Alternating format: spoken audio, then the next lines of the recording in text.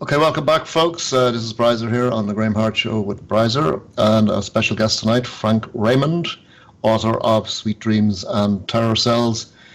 Very interesting conversation in the first hour, the whole whiteness thing. What is it? Why are we afraid to say it? Frank, you've got more to say here on this. Please continue where you were finished off. Basically, I think we both agreed that there is a taboo against even speaking the word white. Now, suppose in the matter of renting a house or finding a roommate to share an apartment, Chinese like to stick to Chinese, East Indians like to stick to East Indians. So over the phone, Chinese guy might surmise the other person is of their race and they say, "Are you Chinese?" Or the East Indian, if he hears the other guy's accent, he says, "Are you East Indian?" But whites, of course, want to rent or share with whites, share an apartment with a white or rent to a white. So on the phone, do they say in the same way, "Are you white?" The Chinese guy says, "Are you Chinese?" Hey, great, But the white guy won't dare say, "Are you white?" Instead, I have seen one fumble around and ask, "So are you black or Chinese or what?" And then the other guy sheepishly replies, "Actually, I'm white." Yeah. But the taboo against saying white is very strong. A white person speaking to another one will not say, even on the phone, "Are you white?" Then they're thinking, "Then I will rent to you," or "Then I'd like to share an apartment with you." But they don't dare to say, "Are you white?" No, I know. Yeah, I couldn't imagine that, no. This taboo is the strongest, though, in the public and socio-political sphere. I've already related how whites such as Tucker Carlson can't emit the word white. Now, this has a paralyzing, castrating effect on the ability of whites to assert their interests. Now, to illustrate this, I'd ask you, Brizer, if you were in an institution, say a school or a hospital or an old age home, and you could not say "I," or a prison for that matter, because you and I might both end up in prison. Suppose you were in a prison or a hospital and people are bullying you, grabbing your food, denying you, Brizer, the use of the washroom. You're in a weekly meeting of the whole institution and you want to protest and assert your rights. But you cannot say "I." You're not allowed to say "I." Or you don't dare to say "I." You can't say "I cannot eat because X and Y seized my lunch." Instead, you have to be mealy-mouthed and say, "In the interest of everyone in this institution, no one should take the lunch of other people." Now, how far would you get if you couldn't say "I" or "my book," "my bed," "my land," "my country"? How far would you get? Yeah, not very far. You'd be a bullied. You would be a bullied non-entity, a person without a self.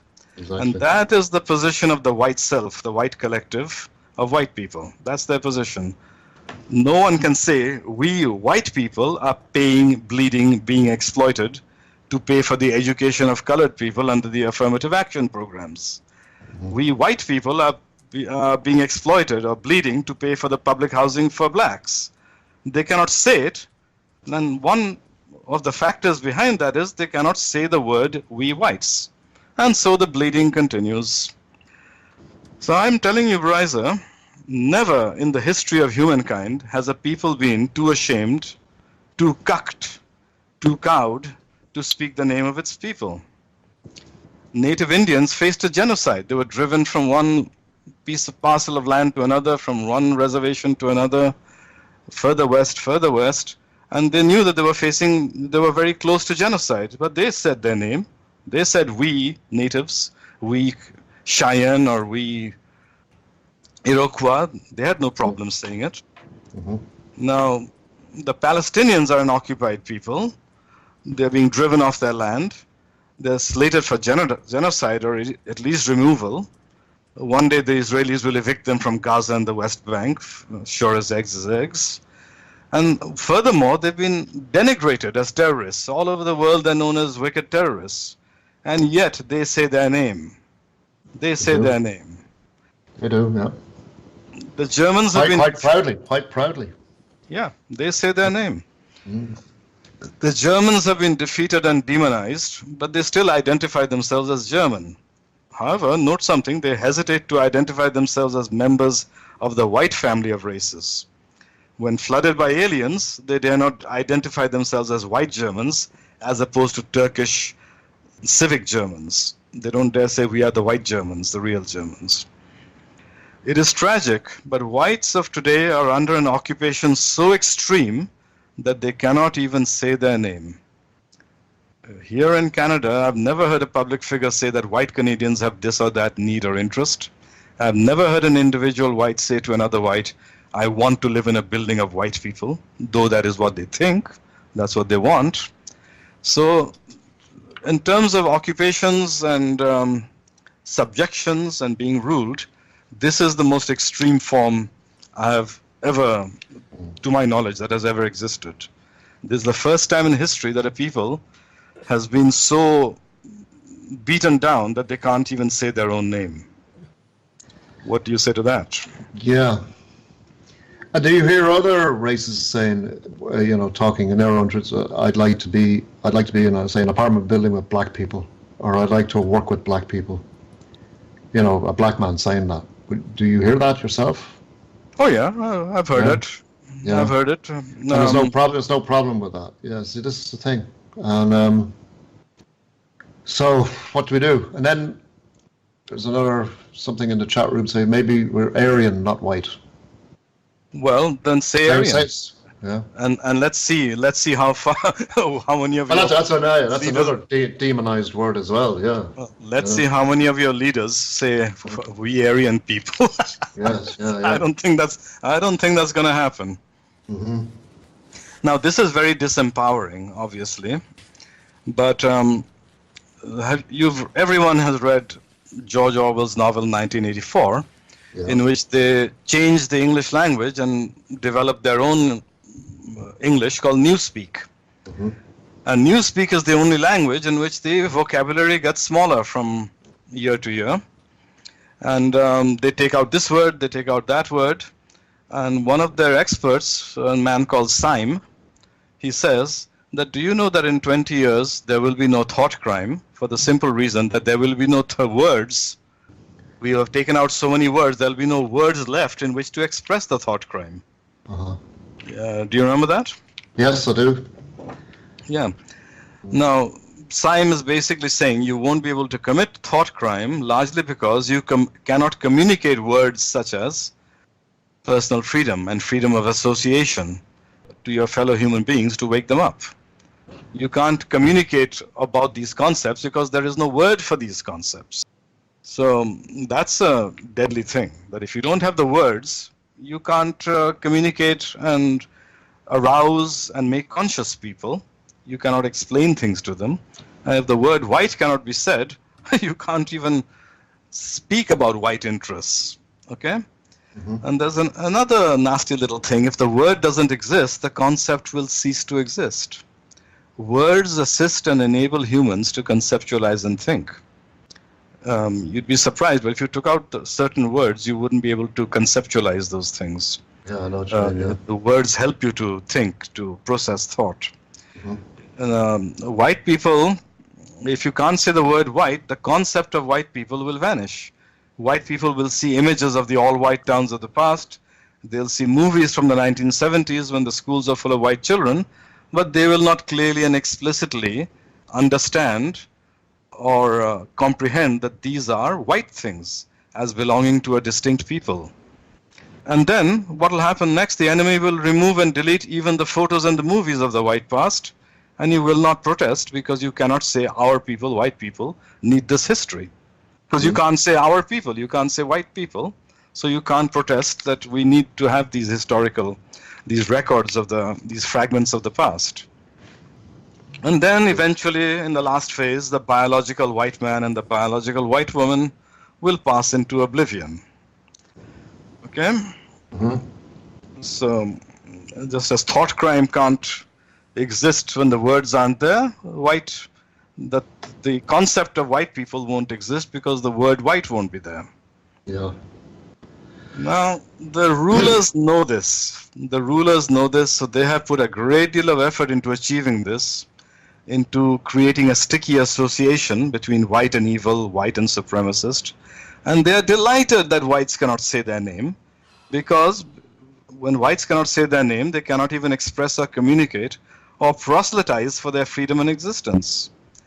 The rulers want that you should not say white interests, white people, white communities, white living space. They want that because that castrates you.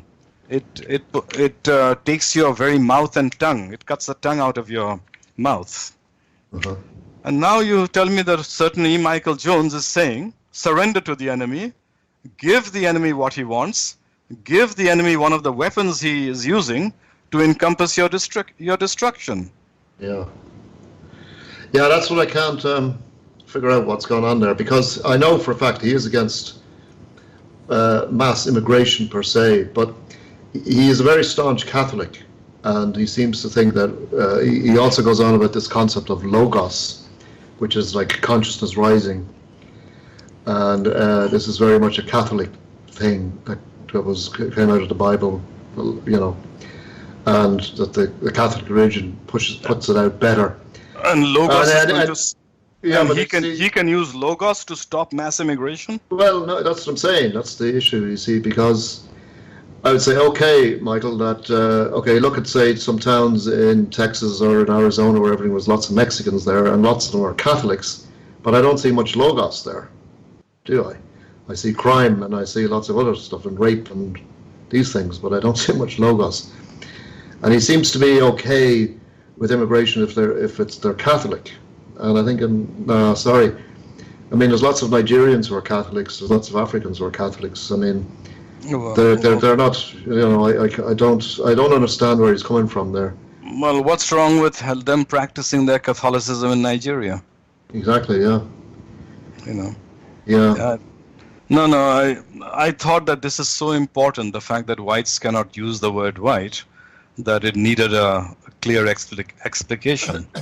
Yeah, I believe he's going to be in a debate with, you've heard of Jared Taylor, yeah? Yep. Yeah, I think it's called a Skansa Forum. I think it's a Swedish organization who are, you know, talk about these issues, and they do conferences, and I think they're inviting both of them over for a debate on this particular issue. Well, a non-issue. Yeah.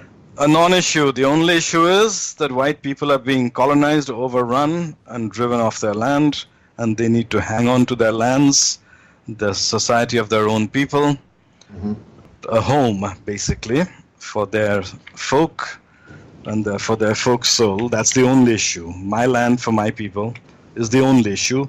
Logos and pathos and ethos will not cut it. So I hope that in this, up to now, what I've said, I have made a reasonable description of the methods the enemy has used to criminalize whites and to beat them down, and how they have even denied you the use of your own name. I hope I've done that.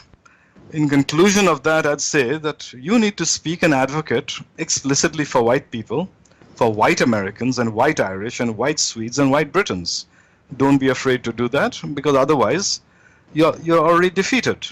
And you have to say the word white. Break the taboo, break the mental chains, and the rest will be easy. Yeah. You are still the majority and can, in the physical world, sweep away the alien power and the alien invaders. Yeah. It is not your bodies, but your minds that are imprisoned. Yeah, see, I think the word white has become so toxic that people are looking at other words, as you said. They say, well, we're Europeans, or we're, you know... Well, now you have to be different, Brizer. Now you have to say the word white over and over again. We whites who invented electricity. We whites who give foreign aid to the poor people of South America. We whites who build clinics and tube wells in the third world. We whites who gave flush toilets to the world. We whites who make the aeroplanes that people of all races can enjoy. You have to make the word white positive. Say it proudly. Yeah, I'm white and I'm proud. Yeah, say white, yeah, white, that's right. We whites who created the modern medicines by which now people are having 5 and 6 children. Exactly, Frank, it just brought me back to, there was a movie that came out back in the early 90s. It was set in Ireland. It was called The Commitments. I don't know if you've ever heard of it. And it was about a kind of a band on the north side of Dublin, in a working class area, and they set up a band and they were playing soul music, you know. and they got very popular and everything. And the guy who was running them, he says, you know, we Irish, we're the blacks of Europe, and then because we're from Dublin, we say we're the blacks of Ireland, and because we're on the north side of Dublin, which is the more working class area of Dublin, we're the blacks of Dublin. So he says we're black and we're proud.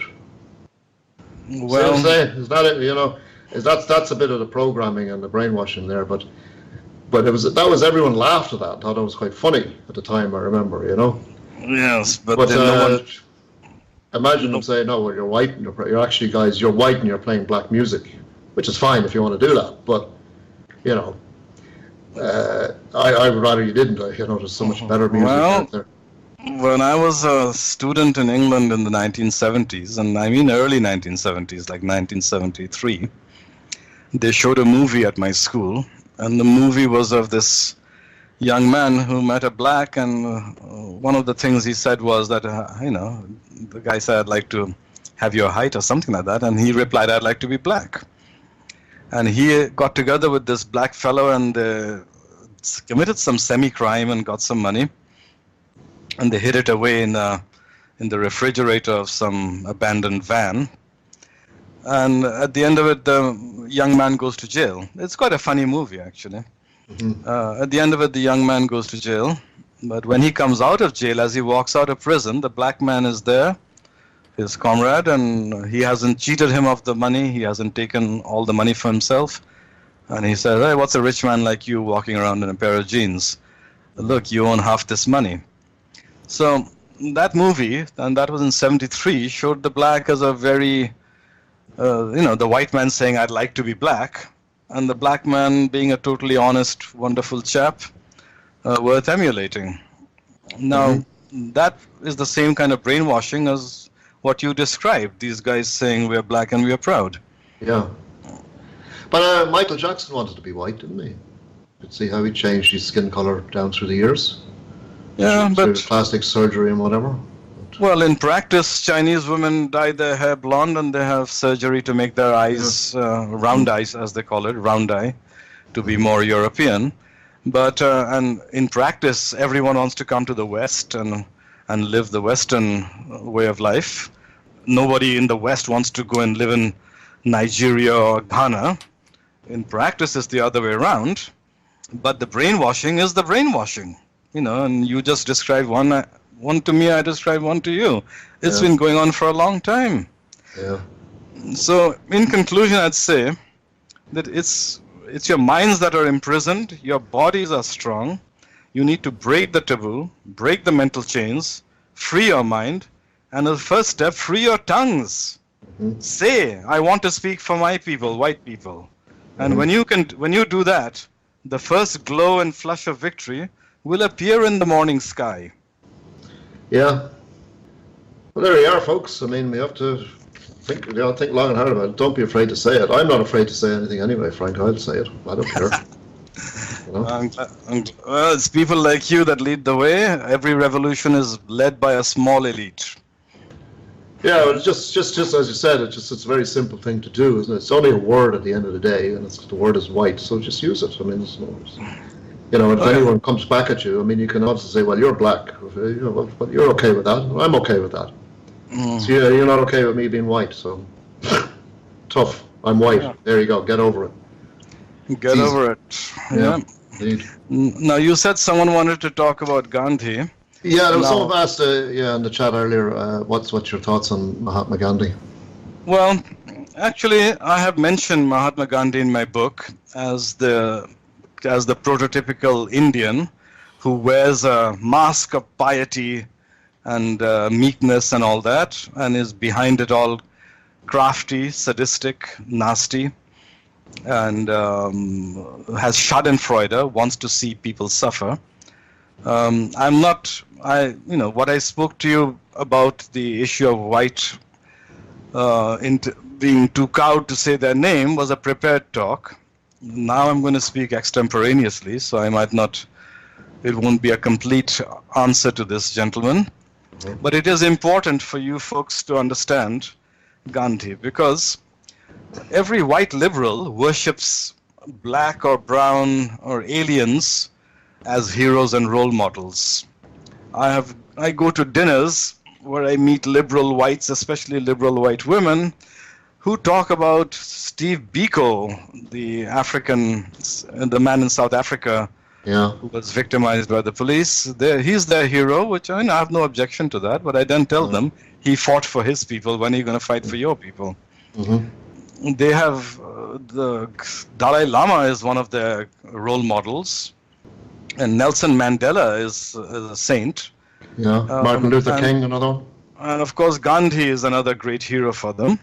Unfortunately, they never speak of the bravery of someone like that man who starved himself, an Irishman who starved himself.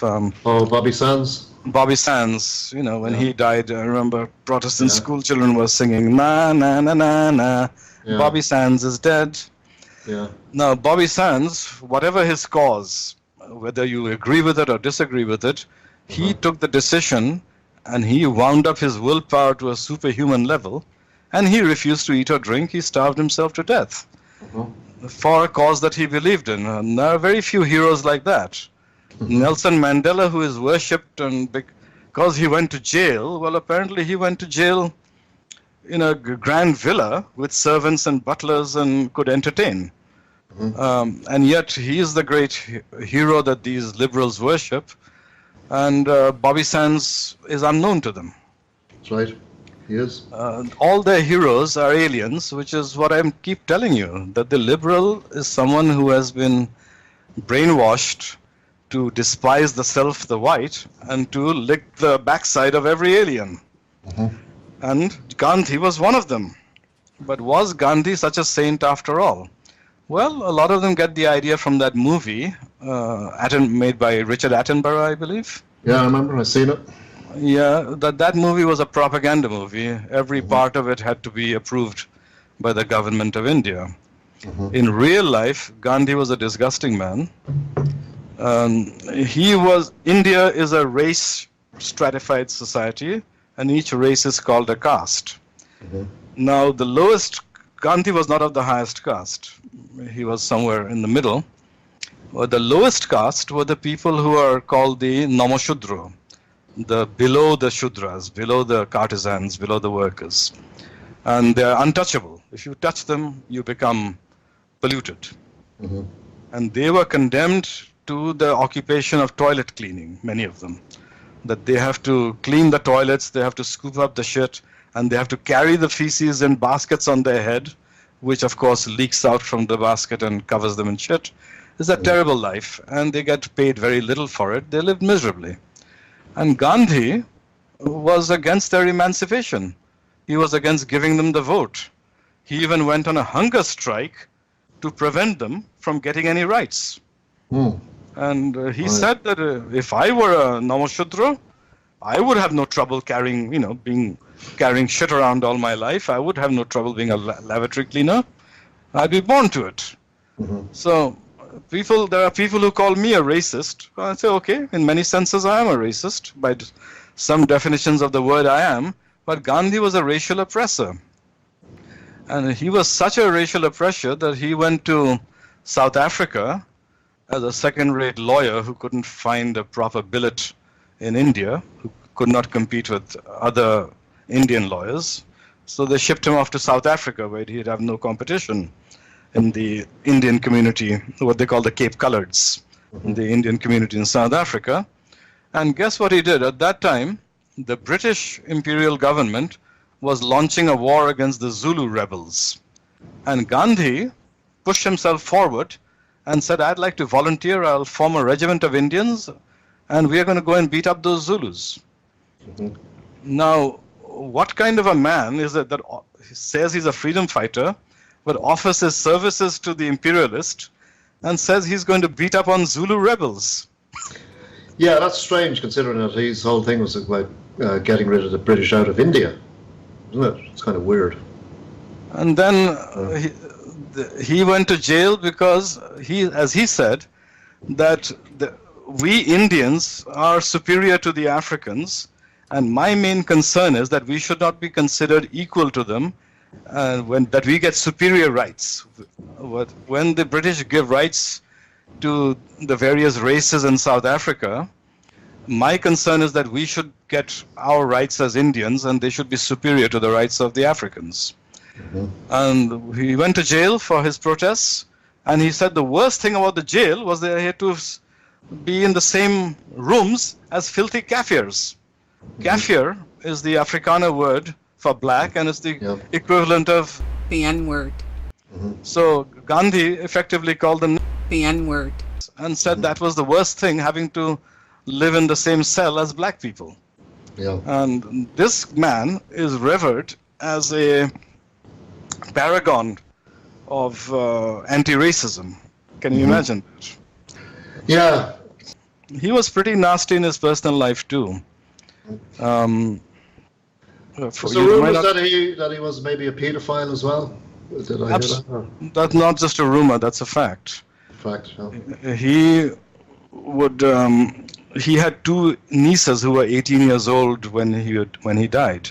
Mm-hmm. And he slept with them, and he told, in the same bed with them, under the same blanket, and he told people that it was to test himself, to see if he was tempted. Well, gee, I could use that as a good cover for pedophilia, couldn't I? I'm testing myself. Yeah. I'm just trying to contain myself. Mm-hmm. Now, there were people who... I was once at a dinner with some liberals, and this white woman was waxing about Gandhi. And I said that he slept with his nieces, who were his wards. He was their guardian, so to speak, and he misused his position by telling them to sleep with him, and by sleeping with them. And that was pretty wicked, don't you think? Mm-hmm. And they defended him and said, well, maybe if he was a holy man and he was saying, I'm proving that I can resist temptation. I said, look, lady, you live in White Rock. If you heard that a 40-year-old man was sleeping with his wards, 18-year-old girls, they might have been younger actually, but I said 18, you would have said, what a swine and what a pedophile and what a misuse of authority. Mm-hmm. But when it comes to Gandhi, immediately there's a double standard and you defend him. What is wrong with you? He even cackled with glee. He'd go to these various wild, isolated villages, and he'd order his young niece to go and fetch something and to go through the forest and the isolated, desolate stretches of land to get them. And he actually cackled with glee that on the way back she might be raped. Mm-hmm. Because she's so vulnerable in that kind of desolate place.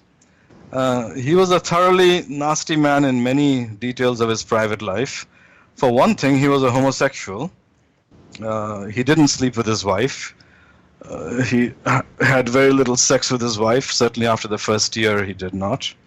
And it came out that he had a homosexual affair with a German Jew named Hirsch, Hirsh. Right. And he wrote letters to this Hirsch saying, oh, what sweet slavery, what sweet surrender I have when sleeping with you. Yeah. And he wrote that he can't think of anything more revolting than for a man to sleep with a woman. Mm-hmm. Is he still revered in India though? He's still revered in India a lot, isn't he though? Because there's a lot of propaganda about it. Mm-hmm. Okay? But Gandhi, I don't know which order to put things in. I'm just telling you as they occur to me. Yeah. Gandhi is revered all over the West and to some extent in India because he said non-violent resistance, passive resistance, and the Westerners are violent. They use weapons. We are going to use spirituality and civil disobedience, non-violent resistance. So Gandhi is much worshipped, non-violent. Well, that non-violence didn't come out of principle. It came out of experience and cowardice. And I'll tell you how it happened. When he was fairly new in South Africa, he was on a train one day. And the people in that carriage, he had bought a first-class ticket, but the people in the carriage didn't want him there. They said, what is this brown fellow doing here? Kick him out. And he said, well, I'm not going. I bought a ticket. And There was one guy, in particular, a very aggressive man named Paardekop, P-A-R-D-E-K-O-P, Paardekop, Dutch name. And he grabbed hold of Gandhi, and he was going to literally drag him to the door and throw him out. And Gandhi, instead of fighting back, Gandhi did not fight back, and probably a wise thing since he was smaller than this man. He hung on to the bars and gratings of the window. And he hung on, and this man tried to pull him off, and he hung on all the tighter, screaming all the time. Well, there were some British people in that carriage, and the British people said, this is unsporting. This is unfair, this is not quite cricket. This guy is smaller than you, and after all, he's bought a ticket. They persuaded Paardekop to let him go. Well, Gandhi the light bulb flashed in Gandhi's mind. He said, aha, so the British have a sense of fair play and sympathy for the underdog and the weak. They don't want to fight the weak. This is the way to do it. I hung on to the bars of the window without fighting back. In India, we're going to do just that. We're going to just hang on tight, and we're not going to fight back, but we're not going to cooperate either. That was the start of nonviolent resistance and civil disobedience. It came out of an understanding of the morality of the ruler, that if we shame him, he has the conscience to be shamed. So that didn't come out of courage or principle. It was a matter of craft and expediency. And a lot of Indians didn't like it. There was a man called Subhash Chandra Bose who took an Aryan point of view. He said, I'm an Aryan and we're a fighting people. And he said, I would rather have a man who is evil but strong rather than a man who is weak and good. And Subhash Chandra Bose led a movement for the British to be free. All the Indian army soldiers who were captured by the Japanese or deserted, he led them to form divisions which fought under Japanese command and tried to liberate India. And a lot of Indians preferred Subhash Chandra Bose to Gandhi because Gandhi represented the spindly-legged, weak, whining Indian that the world had come to despise. There was a lot to Gandhi that was very crafty and nasty. There was a lady who wrote an article in the Reader's Digest, and she was a very high caste, upper class lady of the Nehru family. And her father died, and she was left with nothing because she was a woman. According to the law, a woman had less rights. She would not inherit. And her male relations inherited the money that rightfully should have come to her, seeing it's her father. So she was, of course, bitter about it and very despondent and rather terrified of the prospect of poverty. And she mentioned, because Gandhi was already then a major political figure, he could talk to the elite and to the higher Brahmin families, the aristocratic families. And she mentioned it to him that because of an ancient law, Indian law, an ancient custom, I'm being deprived, I have been deprived and hurt. And Gandhi smirked and smiled and said gently to her that no one can hurt you but yourself. Now, she recounted that in Reader's Digest, that he was apparently giving her good advice and telling her to be calm. But knowing what I know of Gandhi and all his nasty ways, I would say that he was enjoying, instead of saying, let me try and fix this, or why don't I propose a law, or at least bring this to public attention that women are in a weaker position, why don't you just put up with it? The only person who can hurt you is yourself. It basically means put up with it. Suffer your inferior position. Well, that was the kind of man that Gandhi was. And it's typical that he is worshipped as a hero because all these liberals, they worship the colored foreigner and they despise their white self. Yeah, it's very strange that. All his bad qualities. They don't look into the real heroes of their own people, you know. They just won't do it. It's always some black man. It's like Martin Luther King's another one, and there's so many others. And all great men who stood up and everything. And then in some ways, though, you have to think, like, for example, as you said, Steve Biko and them, at least they were standing up for their own people, and they fought back. And when you look at Bobby Sands, even the loyalists who were the enemy at the time, and there was a guy called Johnny Mad Dog Adair who was on the other side, and he came out in an interview there and said he had a total respect for Bobby Sands and what he did, even though he was his enemy, because he actually, died for what he believed in, and that's total respect from the enemy, But again, these people are just kind of forgotten in the midst of time. But we'll keep revering these, I should say, the Mandelas and all these people of the world and the Gandhis. In the time left, I thought we'd address another issue that you brought up in the last talk, and that was if an African is born in England, in Britain, is he British? You brought up this issue. I think it's pretty clear, but if you want to discuss it, I think we could. Yeah, we could. I was also remember those 2 videos you sent me of the talk you did, and it was about you. It was you were a talker. I think there were libertarians that were there. And there was another Indian guy that you were debating. Mm-hmm. I mean, we can talk about that too. I mean, I don't know if how long have we got?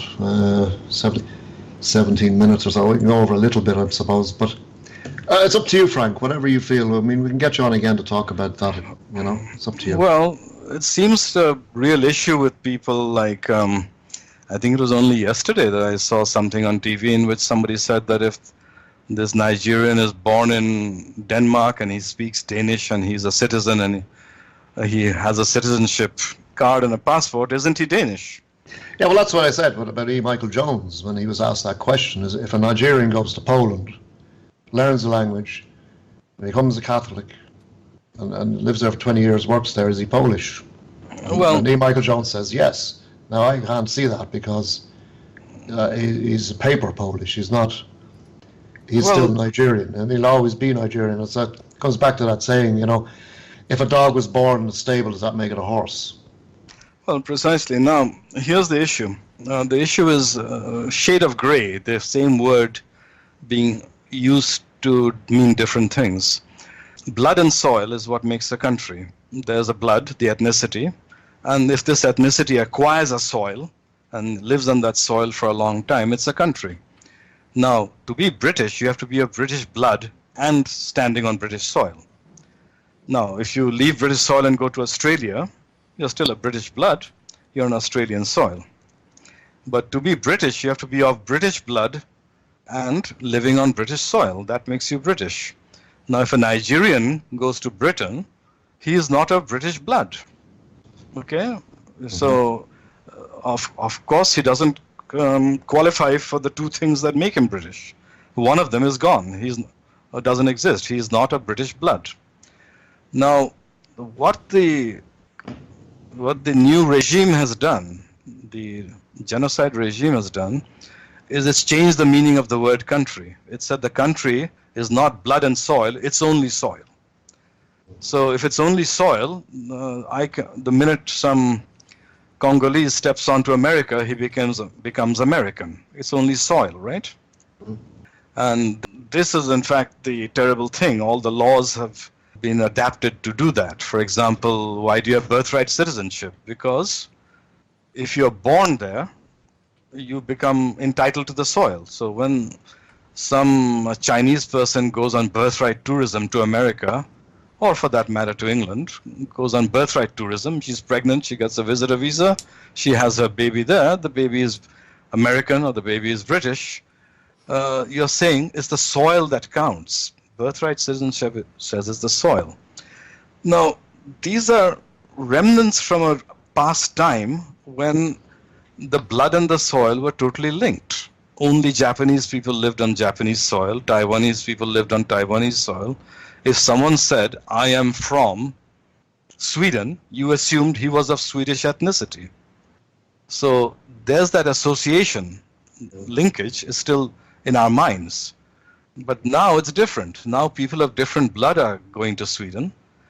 And if you look at the real meaning of the word Swede, no, he's not a Swede. He may be living in Sweden. This may be a Indonesian, and he's living in Sweden, but he's of a different ethnicity, hence he's not Swedish. Oh. So that past tradition of calling a man from Sweden Swedish because we knew that he was of Swedish blood, that's what is causing the trouble. That we are still sort of using the word to mean both things, and the man only qualifies on one count. This definition of the land as of a country as just a land is rather deadly. I gave that example. People should watch a YouTube video called Bushra, B-U-S-H-R-A, versus BNP.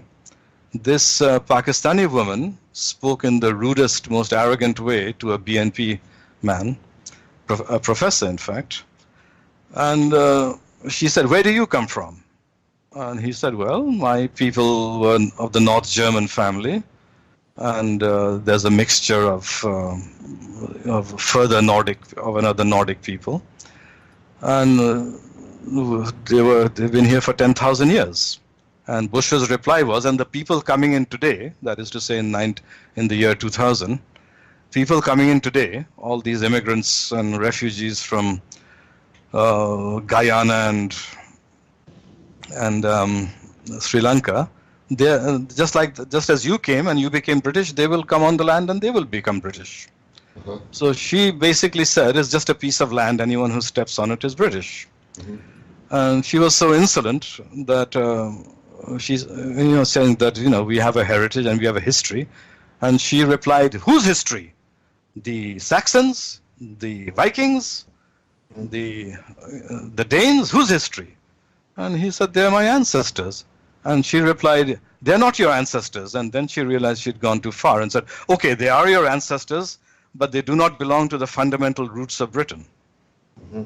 Now, there she had to retreat a bit, but one would have to ask, what are the fundamental roots of Britain? Well, these are the fundamental roots of Britain. Mm-hmm. The Vikings, the Saxons, the Celts, they are the fundamental roots of Britain. And the British are a combination of all these people. But she wanted to define it as a piece of land, and that is what the present globalist regime is doing. To define countries as pieces of land and nothing more. The ethnicity does not define the country, the land does. And therefore, any colonizer is as legitimate as you or I. Mm-hmm. So I tried to do that here in Ireland, actually, Frank. Back in 2004, we had a problem with heavily pregnant African women coming here and giving birth in the hospitals. And they were taking up a lot of the space in all the maternity units, and it was causing huge problems. So there was a referendum was done, and most people said, "No, we don't want this," It's called the anchor babies, they were called. Yeah. Unfortunately, quite a lot of them were born here, and they're kind of in their late teens, early 20s now. So, and they're causing a lot of problems with gangs and stuff that we're seeing across the country. So, I think it was on a TV show where some, again, young African lad was on there, and he says, "Well, yes, I was born in Nigeria, but my heart is in Ireland, so I'm Irish." And all the liberals in the audience were all, "Oh, isn't that wonderful?" And they're all clapping, and it's great. Yeah, the colonizer knows what you want to hear. Here's one from you. I was actually born in Africa. I was born in Zambia. Well, it was Northern Rhodesia at the time. My parents moved over there. My father was a policeman there and whatever, and so I was born there. And I mean, I've always been Irish. You know what I mean? I've never even considered it. Well, we have only nine minutes left. I'd like to make a closing statement. Sure. Yeah, why not? Mm-hmm. Let's make a closing statement. So I'd like everyone to note the sneak rulers are crafty, and they have many devices of craft. They have learned that the best way to rob a bank is to own it, that the best way to destroy a people is to sneak into their community, pretend to be part of the people and nation, poison it from within, pretend they are Englishmen speaking for England, and Americans speaking for America. They dispossess you and genocide you with immigration, and insolently tell you that this immigration is good for you, essential for your prosperity and survival. Thus they sit on high and urinate on you. They piss on your heads and with solemn faces assure you that it's raining. Yeah, they assure you that it is raining. Yeah. But all this is low cunning, not intelligence. Whites have real ingenuity and intelligence in high proportion. The white looks at the world with hope and goodwill, and when he encounters another person, his instinct is to trust that person and cooperate with them. However, his mistake is that he assumes that the aliens have the same attitude of, how can we work together to benefit both of us? That is the white's fatal weakness. He and she will have to wake to the fact that the alien speaking to them on the street, in the office, from the television screens, is oriented to taking the other's slice of the cake with an I win, you lose morality. And that envy and hate of whites is always lying close to the surface. Envy breeds hate. Once the white wakes to this reality, no alien, no sneak ruler can do him any harm, and the vengeance of the whites will be terrible to see. The Nordic and Germanic peoples have a rich spirituality and mythology, and in this mythology stands the great tree Yggdrasil. Yggdrasil is the tree of life, whose every leaf is a nation, a species, a treasury of wisdom. Under the tree Yggdrasil stands the tree of the white peoples, all the white peoples. Its roots reach down to the deepest antiquity, to the origins of life, to infinite regions filled with deep forests and journeys through time. But this great tree is sickening, becoming warped and twisted, dying, because far under the ground at its roots, at the very base of its chief root cluster, a snake is busily at work. A snake obsessed with its infernal purpose, its imperative instinct, its self-appointed task. This many-headed serpent, this ugly snake, is nibbling at the fresh tender roots, gnawing, biting, whittling away, chewing. And all the time it is hatefully spewing venom into the cells of those roots. And the venom spreads to the tree, through the mind of every white man and Caucasian woman. But heroes are arising, as resolute as Siegfried, as Beowulf, as Charles Martel, who threw the Arabs out of Spain and Europe, as the Roman general Aetius, who defeated the dreaded Huns and saved Europe from slavery to these savages. These heroes of today do speak, they do have courage, and they shall venture down the dark tunnels to the dark regions, wrench the serpent from the tender roots of the fair Caucasian tree, carry it aloft, hold it high, and expose it to the light of day, for all to see and to know this snake that hides itself and its evil behind many masks. And they shall cast the snake, writhing and foaming with hate and venom, into a pit of white-hot fire, so that it is consumed to the last cell and molecule, so that it may never reform and take life, never again threaten this planet, never again menace the good life that thrives on this earth. I call upon all good white women and white men to shake their heads, open their eyes, awake to the fact that this is simply another phase in the eternal fight of races for territory and living space, now fought with new weapons, with psychological war upon the mind. I call upon them to summon their will and courage, seize this evil serpent with both hands, secure the life of their children and grandchildren. The whole house, rotted by the enemy snakes and termites, is about to collapse. And this is the moment to break the taboos and chains. Speak the words that you have been forbidden to speak. Take the fight from the internet to the streets and the fields. I see some heroes already. Many more will arise. So take courage, speak out, defy the so-called hate laws, the enslaving laws, and form communities of your own, of your people at every level, from the apartment building to the city block and to the entire nation. The cause is just, the mission historic, the task is vital, the victory is assured. This coming Christmas and this new year, seize the moment, for the moment is now. This spring, this summer, seize the opportunity, for the opportunity is now. Take courage, victory is assured. Yes, fine words, Frank, fine words. Thank you very much indeed. And can I ask you, Frank, as a man who's from India, why is this such a big thing for you personally? Because so many of the good things in my life have come from the white race, because I have read books about ships and seafaring, about the romance of the sea, about ships struggling through heaving seas, through the storm-tossed oceans, of deserted islands, of lands that sleep in waiting, of distant shores. There is no love of the sea in any people but the whites. There is no love of ships in any people but the whites. There is no Joseph Conrad in any other race.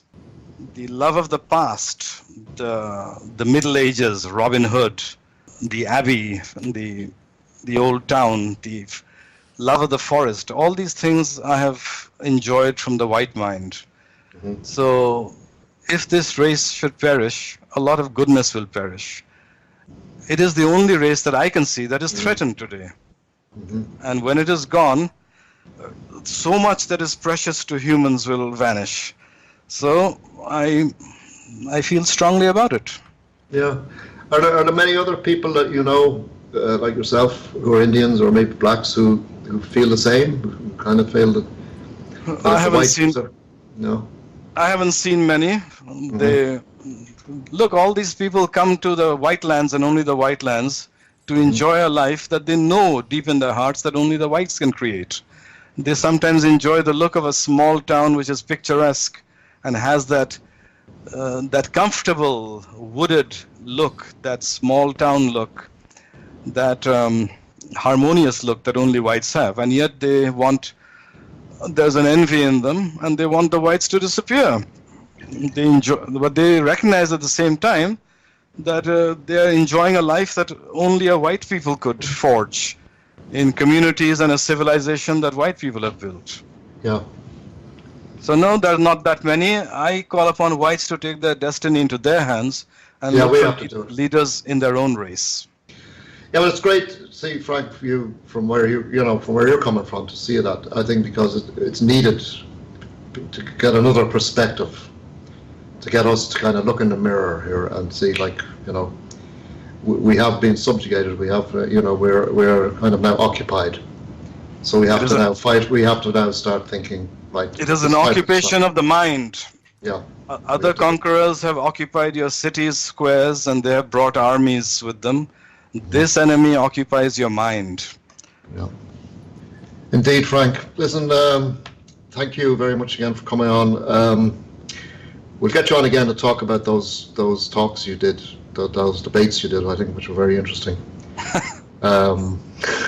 This kind of nationalism versus libertarianism, which is another kind of debate that's going on in the internet circles. But we'll leave that for another day. But thanks very much for sharing your thoughts today. It was really great, fantastic stuff. And just give us a few plugs where people can get you, where to get your book. Tell us everything. Well, I'm sure you will put a link to my book. Oh yeah, put it all there, yeah. You put a link to my book, but people can go to Amazon.com, and there they will, or Amazon.co.uk, and there they will just have to type in Sweet Dreams and Terror, Terror, Cells, Cells, Sweet Dreams and Terror Cells by Frank Raymond. And that book will explain the whole issue of the white soul, that far-reaching, yearning white soul, which is the envy of the world, and which will be lost forever if the white blood is wiped and from the slate of history. The white soul has many precious things. It is the whites who, even today, can connect with the fairies, the giants that walked this earth once upon a time. It is the white soul that yearns to reach out to the universe and explore the planets. My book is a very detailed explication of all that, and it stands on its own. I urge you to read it and understand what you have that is never told to you. Mm-hmm. That the media tells you, in fact, that you're a shallow people lacking in culture. That's what they say. Yep. So, well, I would urge people to get it because I've got it myself and I have read it. A very enjoyable read because it kind of talks about just normal people doing their own normal things and beginning to see that something's very wrong all around them, and they try to do something about it. And and he, Frank brings in the other side of it all, who we are as a people, and that inner strength that we have, we can fight back. And it's a very a great book, fantastic book. So I would urge people just to get your hands on it and give it a read and share it about, because it's a great one for newbies as well, to figure out when they're walking around the streets and seeing all these strangers walking around and thinking, what's going on here? At least this is a good reference point. You can just read that book. It's easy to read. It's a good story to it. Good. It's a fictional story, but the events are very, very real. So I urge people to get that. So again, thank you, Frank Raymond. We will talk again. We'll keep in touch. We'll get you back on again maybe in a few months, and we'll talk more. Wonderful. I wish all good luck to you and to all patriots, and may the warriors of Erin, I think that's what you call it, Erin, Erin, rise again. We will. The sleeping giant has been awoken, and I tell you, once it's awake, there's no stopping it. So, okay, folks, we leave it at that for tonight. Thank you again, Frank Raymond, for coming on tonight. Great show. I hope you enjoyed it. We'll be back with you again same time next week. So see you then. Have a good week. See you then. Bye-bye.